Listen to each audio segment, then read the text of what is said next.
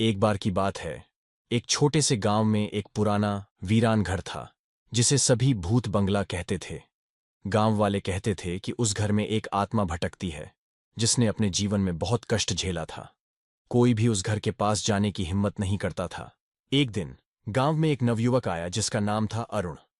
उसने गांव वालों से उस भूत बंगले की कहानियां सुनी और उसने तय किया कि वह उस घर में एक रात बिताएगा। गांव वाले उसे रोकने की कोशिश करते रहे, लेकिन अरुण ने उनकी बात नहीं मानी। रात के समय अरुण उस घर में पहुंचा और एक पुराने कमरे में अपनी बिस्तर बनाई। जैसे ही आधी रात बीती, घर में अजीब अजीब आवाजें आने लगीं। अरुण ने सोचा कि यह उसकी कल्पना हो सकती है, लेकिन अचानक एक ठंडी हवा का झोंका उसके पास से गुजरा। अरुण ने देखा, दरवाजा के पीछे एक सफेद साया खड़ा था जिसका आंख लाल थीं और चेहरा विकृत।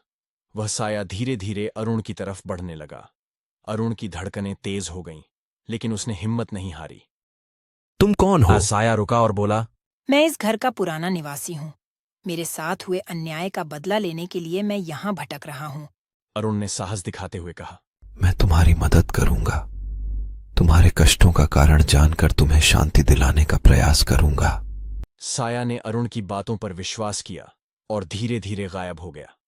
अगली सुबह अरुण ने गांव वालों को सारी बात बताई और सबके साथ मिलकर उस साये की आत्मा को शांति दिलाने के लिए एक पूजा आयोजित की। उसके बाद भूत बंगला कभी भी डरावना नहीं लगा और गांव वाले फिर से वहां जाने लगे। अरुण की हिम्मत और उसकी नेकदिली ने एक भटकती आत्मा को शांति दिलाई और गांव को डर से मुक्त किया।